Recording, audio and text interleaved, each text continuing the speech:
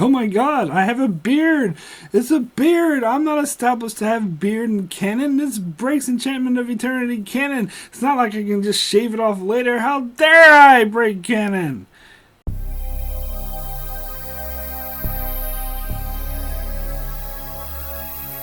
Hello and welcome to Enchantment of Eternity's review for Star Trek Discovery Season 2, Episode 2, New Eden. This video is part of a series of videos where I review episodes of Star Trek Discovery, so I have to start with a spoiler warning for Star Trek Discovery up to Episode 2 of Season 2. If you haven't seen up to this point, you will not want to watch this video, otherwise some things will be spoiled for you.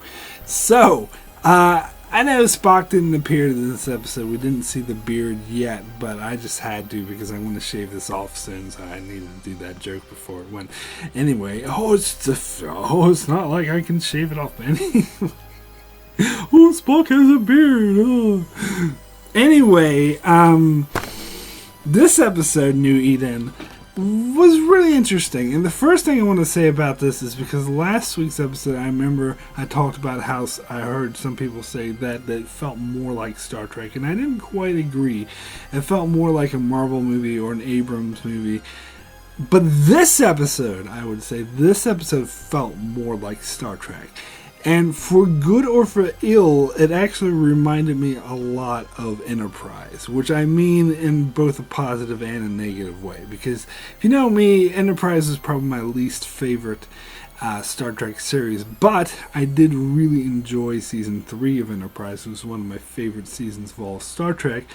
And this episode, or at least the season, starting to remind me of Season 3, and that's a very good thing of Enterprise, because the Season 3 of Enterprise, for those of you who've seen it, is like it was one long-term story arc about them looking for the Xindi and trying to find the Xindi to stop them from destroying Earth, but they went on adventures along the way. Like each episode they go encounter different adventures. Sometimes it would tie in directly to the main storyline of the Xindi, sometimes it wouldn't. It would just be a side adventure on their way, a stop on their way on their journey to find the Xindi. And it seems like Season 2 of Enterprise is shaping up to be the same sort of thing, where the main storyline, instead of it being, we need to find this alien who wants to destroy Earth, and we have to save Earth, and it's all going to be destruction war, it's more of these weird signals, or like galaxy-wide signals. There's a scientific exploration rather than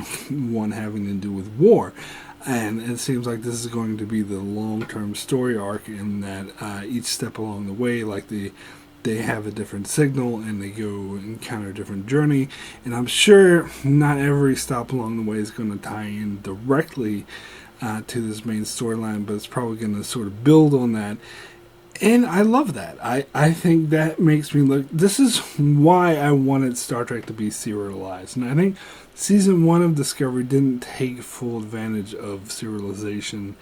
But if you know my opinion, I like Deep Space Nine Season 6 and 7, which had, like, not the entire thing, but runs of episodes where it was completely telling one story, one episode out of the other. My favorite parts of all of Star Trek. And as I just said, Season 3 of Enterprise, was the whole thing was serialized, one of my favorite seasons of all of Star Trek. And I have to say that I think Voyager is not nearly as good as it could have been because they purposely avoided serialization.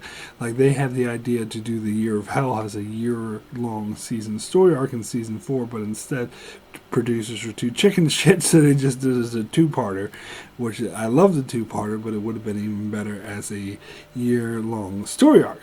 So, and that's what I said about Season 1 of Discovery. However, that being said, Season 1 of Discovery had very bad pacing. It was all over the place, so it didn't feel like one long story, continuous story arc, even though there were things that sort of built off each other.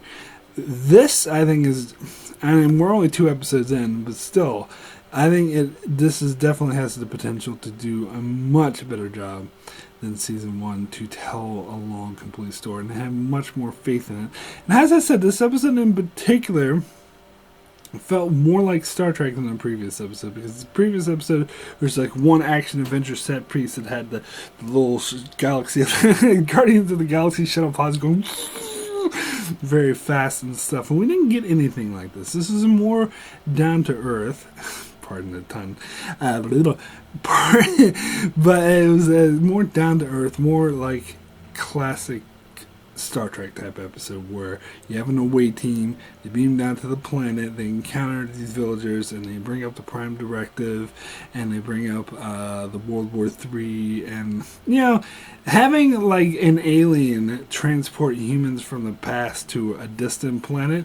Nothing could be more Star Trek than that. In fact, you might get to say that's a little too much Star Trek, as it's a cliche that they've done like only 1 billion times before. Like, I can't even count how many times they did that with the Native Americans in the original series. They did that with, I think, the Native Americans again in Voyager, and they did that with Amelia Earhart in Voyager, and I'm sure Next Generation happened there. I mean, it happens. This is a cliche that happens throughout Star Trek. So not only as you say that that's definitely a Star Trek feel to this episode, maybe a little too much because it's a cliche that's done so often. But I think it worked here, and the fact that it tied into the greater theme of the main storyline, and I think that's really shaping up to be interesting. I do like how it's playing off of the spiritual aspect, and this is something that they said before season 2 started that would be playing off of it, and I like the way it's doing it because it's not alienating any religion or even non-religion. Like, it doesn't really alienate a humanist or atheist or agnostics, or it doesn't alienate any specific kind of religion, because it's really being general and not dealing with religion in particular, but more of the spiritual aspect, even though it does involve some people who are religious. And I did like the way this is probably in very much contrast to Next Generation, early Next Generation, which had a very anti-religion message. But then again, Deep Space Nine was also in contrast to that, because they were kind of more accepting of religion. And that's kind of the same thing that's going on here, is because instead of it being a culture where religion completely destroyed their culture, they actually are peaceful people.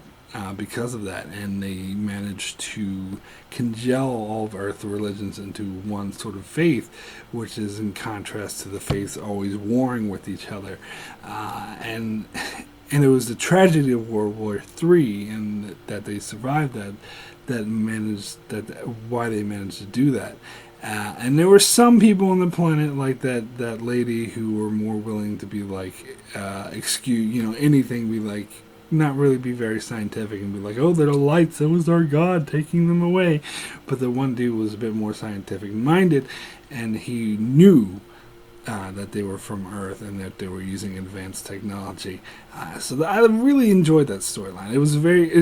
It betrayed the culture as a very dynamic culture, not like a culture of hats or just a normal culture.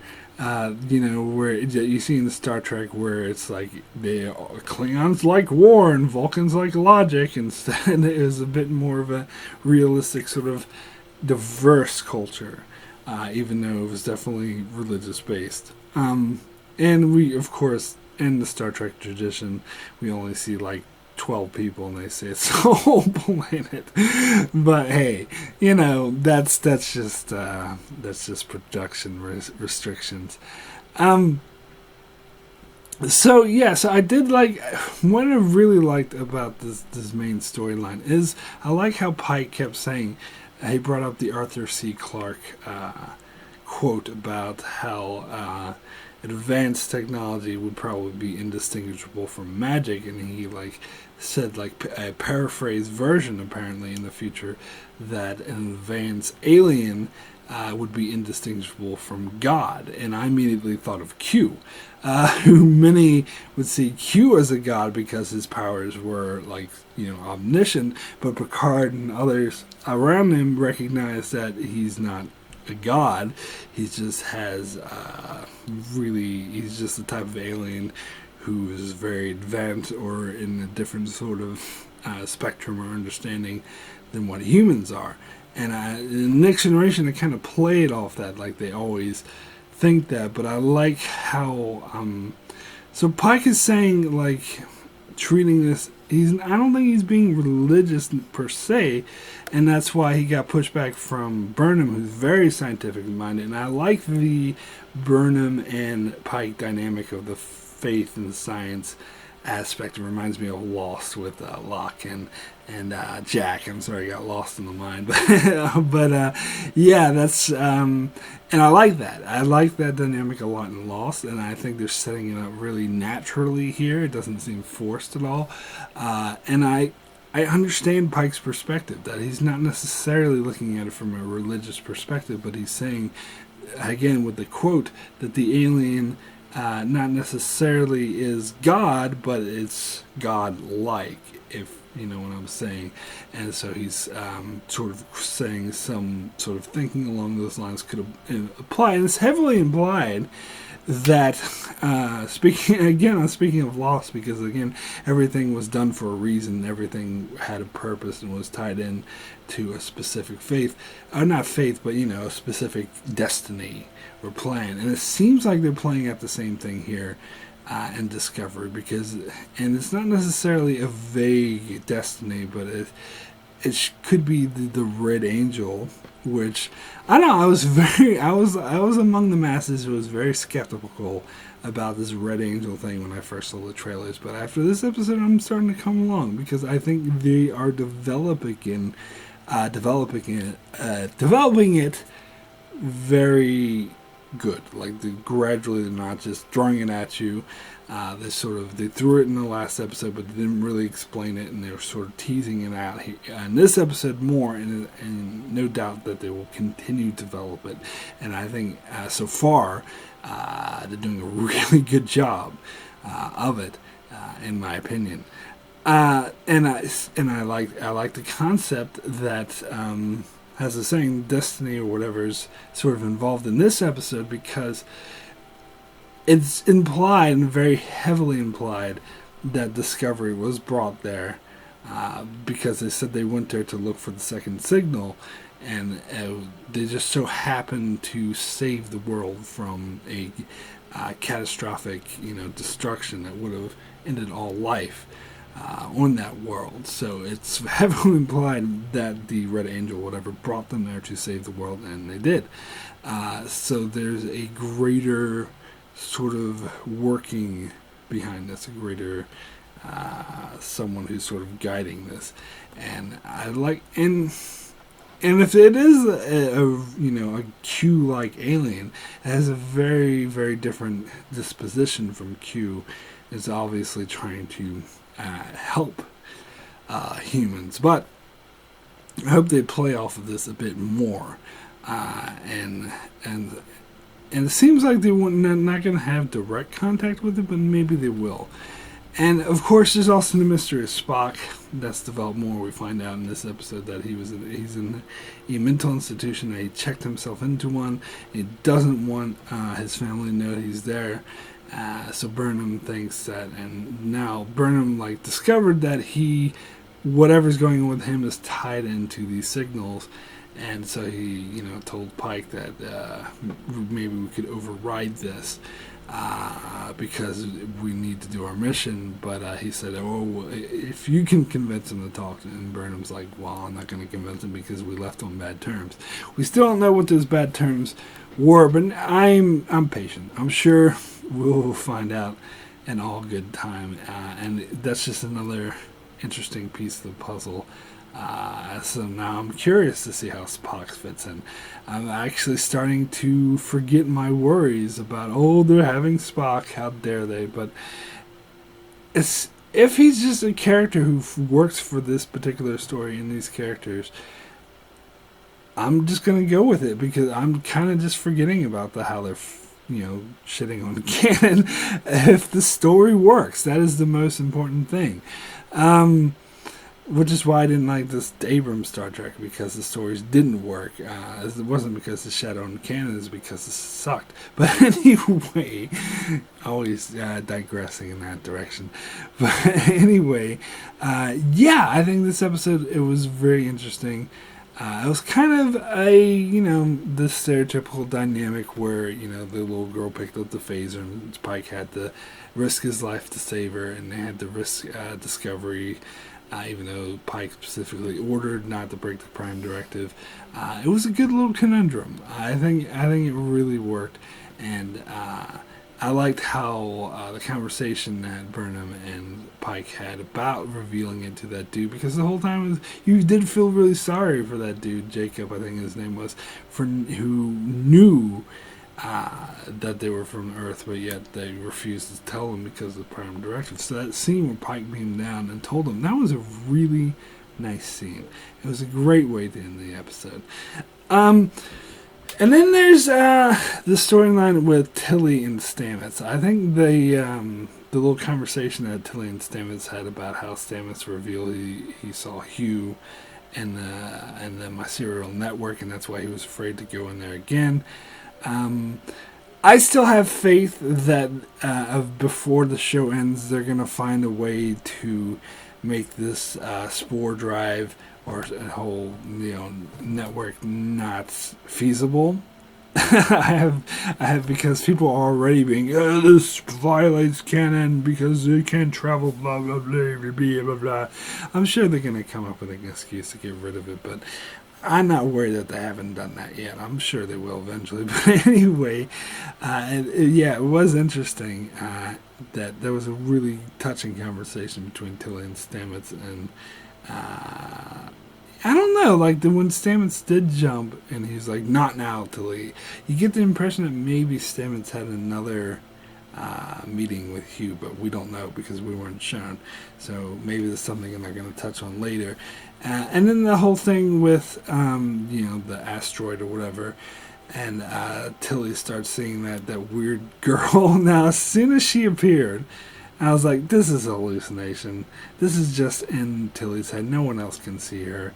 And so I wasn't the least bit surprised when they revealed that it was her childhood friend who's, Tilly just found out actually is dead now. I think it has something to do with the piece of the spore drive, whatever, the little blue thingy that landed her on her shoulder at the end of season 1.